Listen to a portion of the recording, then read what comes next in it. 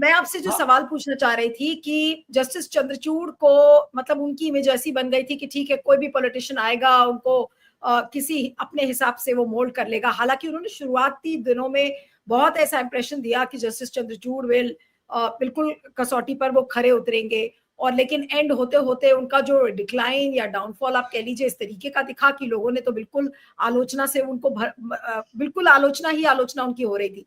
लेकिन जस्टिस गवाई से क्या पॉलिटिशियंस, पॉलिटिकल क्लास क्या थर्राएगा? क्या डर के एकदम मारे नहीं हिम्मत करेगा कुछ भी गलत करने की? एकदम, क्योंकि he comes from that background, it will write. Cost them votes. और मैं आपको कहता हूं, अगर ये जस्टिस गवाई अगर रिटायर करके अगर पॉलिटिक्स एंटर करेंगे, he will be the most popular politician, because उनको मालूम है कि कहाँ क्या बोलना है। अपने से he is not comparing with Chandrachud. ये हम नहीं, और लेकिन आप कर रहे हैं।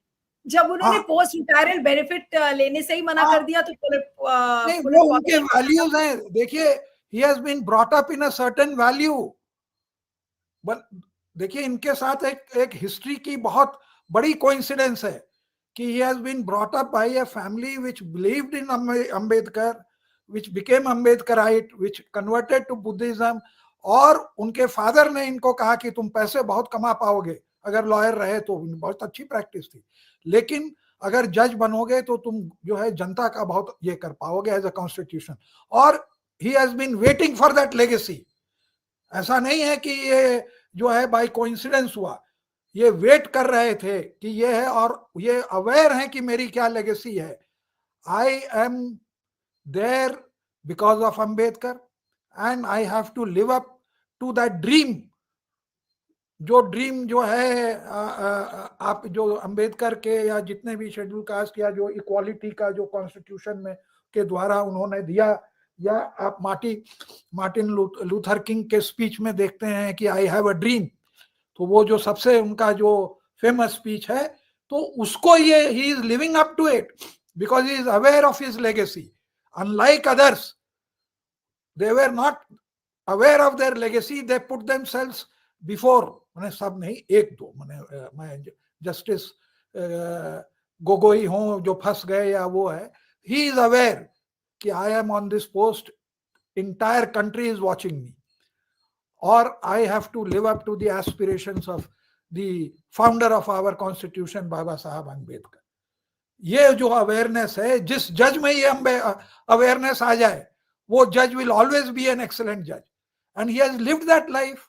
उन्होंने देखा है डिस्क्रिमिनेशन, उन्होंने समझा है, और उसके बावजूद भी जो है he is, you can't fault him. जब भी वो कुछ बोलते हैं, वो आउट ऑफ लाइन कभी भी कुछ नहीं बोलते हैं। उनका एक जजमेंट था जिसको लोगों ने, योगेंद्र यादव जैसे लोगों ने क्रिटिसाइज किया, क्योंकि इट डिडंट सूट देम, कि जो अति पिछड़े वर्ग हैं उसमें भी सब कास्ट, एक ही डोमिनेंट कास्ट सारा वो जो है उसका फायदा उठा रहा था। और जब पंजाब हाई कोर्ट का एक डिसीजन आया कि उसमें भी आप सब कैटेगराइजेशन कर सकते हैं, तो वो जो तबका जो वो हड़प रहा था उसका सबसे ज्यादा बेनिफिट, वो बड़ा नाराज हुआ और उनको अटैक करने लगा। लेकिन बाद में पता चला कि वहां भी जो है उनको डिफेंड करने वाले जो डिप्राइव्ड लोग थे वो काफी थे। तो लेकिन ये जो फॉरेस्ट लैंड वाला जो फैसला है, ये इसका थोड़ा सा टेक्निकल भी है, इसलिए मैं समझना भी चाह रही थी कि क्योंकि सारे राज्यों और केंद्र शासित राज्यों को निर्देशन दिया गया है कि भाई जहां जहां भी फॉरेस्ट लैंड हड़पा गया है उसको आप वापस करें, और आपने जैसे कहा कि एसआईटी बनाने की बात कही है, तो क्या ये एक बहुत बड़े जिसे कहते हैं कि करप्शन रिलेटेड जो केओस होता है वो इसमें रिजल्ट कर सकता है? क्या एक तरीके का केओस दिखेगा? क्योंकि हर राज्य में ऐसी चीजें हुई हैं कि जंगल की जमीन पर उठाकर पता नहीं क्या क्या किया गया। जहां मैं खुद रहती हूँ, ये अरावली रेंज है जो फरीदाबाद की, यहाँ तो पूरा ही इलाका अरावली रेंज का जिसको कि बिल्डर्स ने हड़प लिया है। तो अब ये होगा क्या? यहाँ पर लोग भी तो जानना चाहेंगे कि जिनकी हाउसिंग सोसाइटीज बन गई हैं, जिनके प्लॉट्स हैं, वो लोग क्या करेंगे?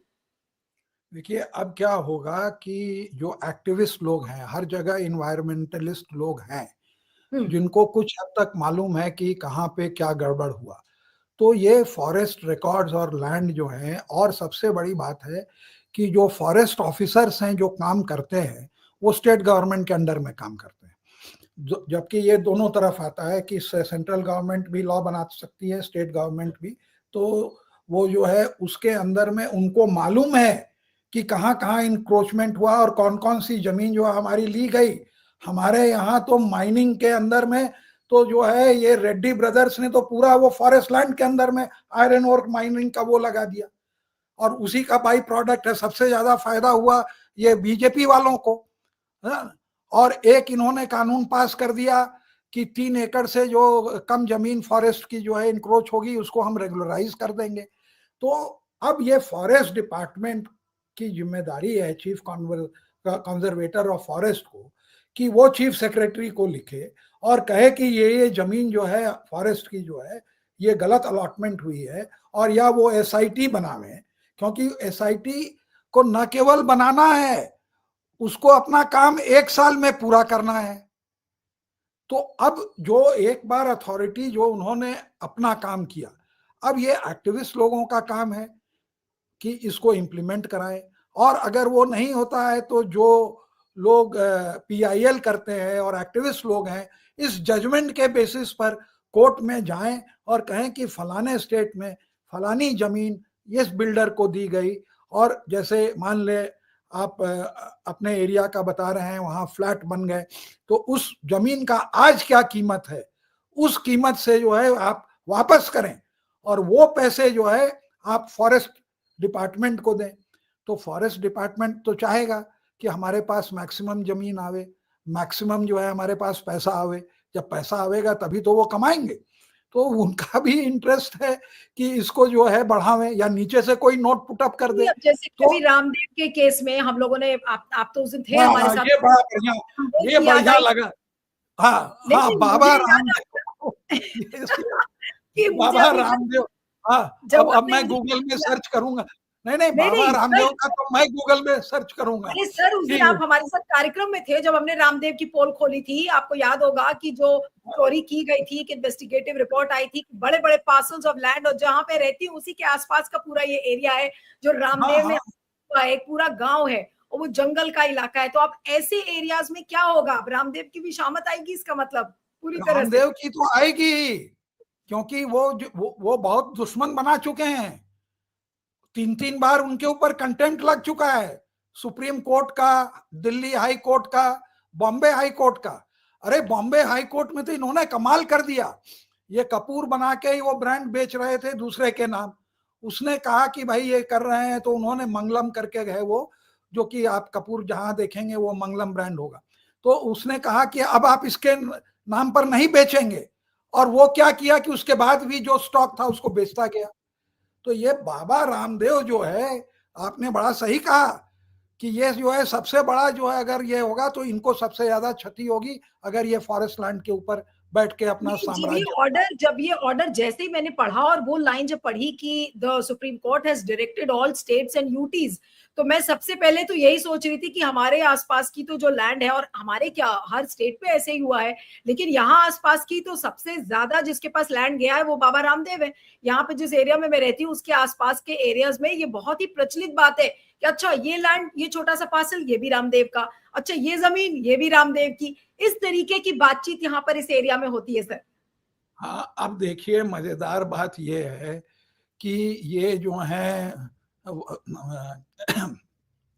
वाड्रा के खिलाफ तो कुछ निकाल नहीं पाए, और इनके जो राजगुरु हैं रामदेव, उनके खिलाफ अब इतना सारा इंक्रोचमेंट निकलेगा। तो आप देखिए कि कितना जो है वो आयरनिकल रहेगा कि जो भाजपा रॉबर्ट वाड्रा के पीछे पड़ी थी, 15 साल में कोई इंक्रोचमेंट, कोई गलत निकाल नहीं पाई।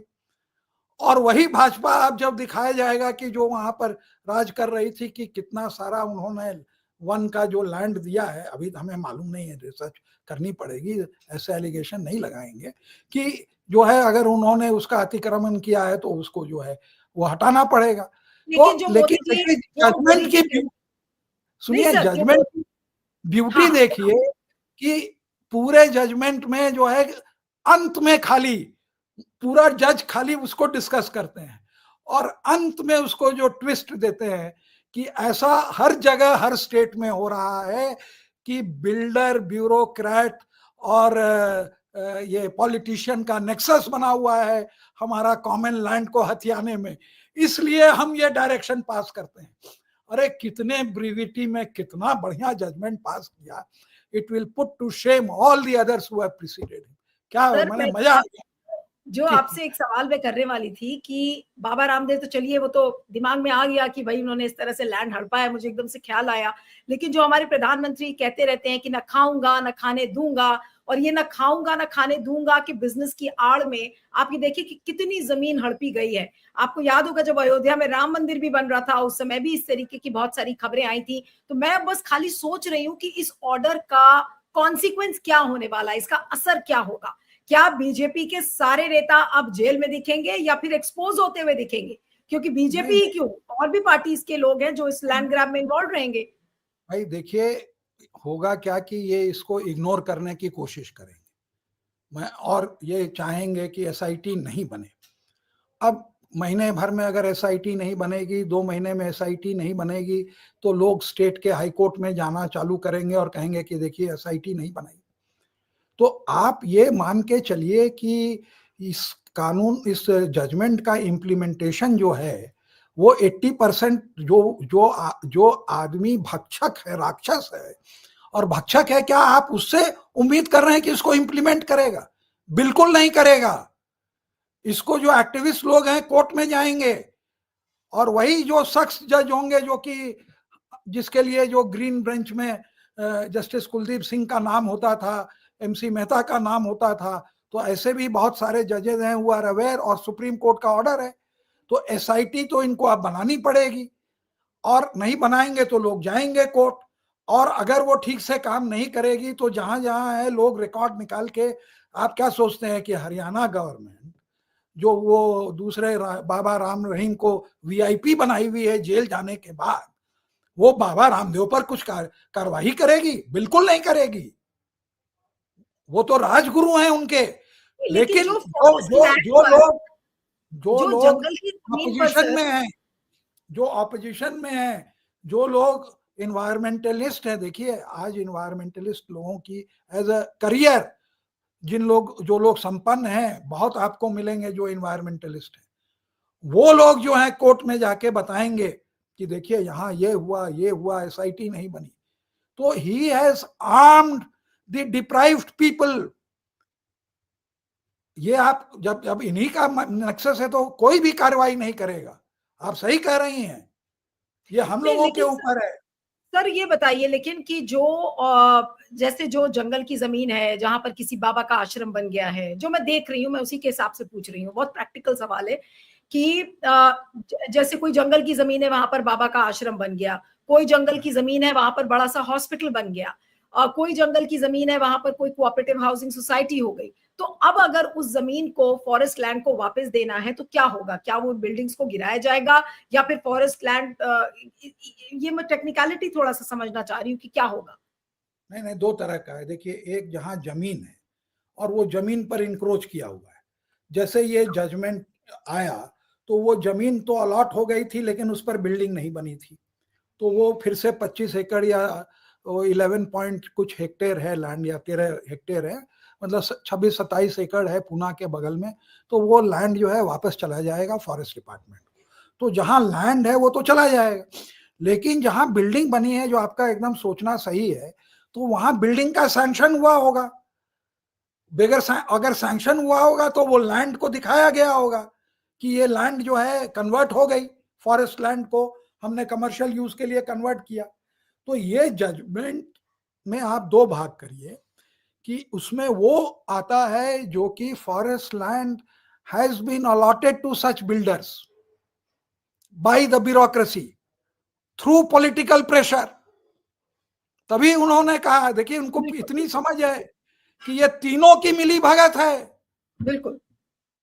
तो वो जो लैंड है उसके ऊपर ये ऑर्डर जो है लागू होगा। जो आदमी जबरदस्ती कब्जा कर लिया है उसको तो फॉरेस्ट डिपार्टमेंट का ऐसा ही राइट है कि उसको हटा दे, उसके लिए जजमेंट की क्या जरूरत है।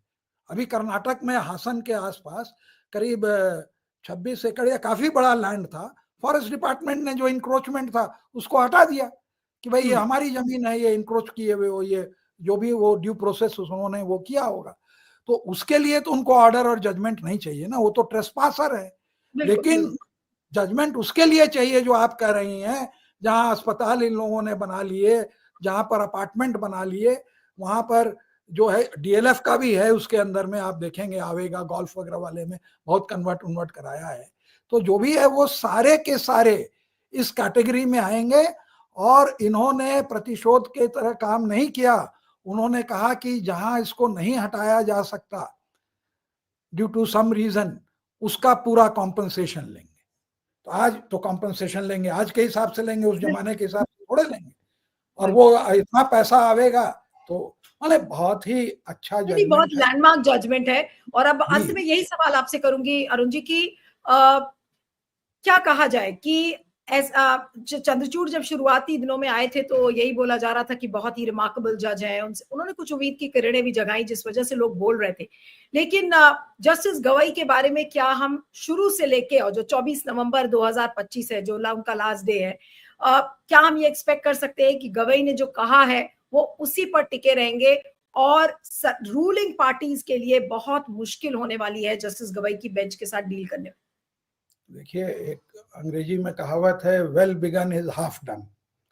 तो 5 दिन में जो वेल बिगन इन्होंने दिखा दिया और जितनी बातें करी, तो आधा तो इन्होंने कर ही दिया। अब इनको जो है 5-6 महीने मिले हैं बाकी आधा को पूरा करने को।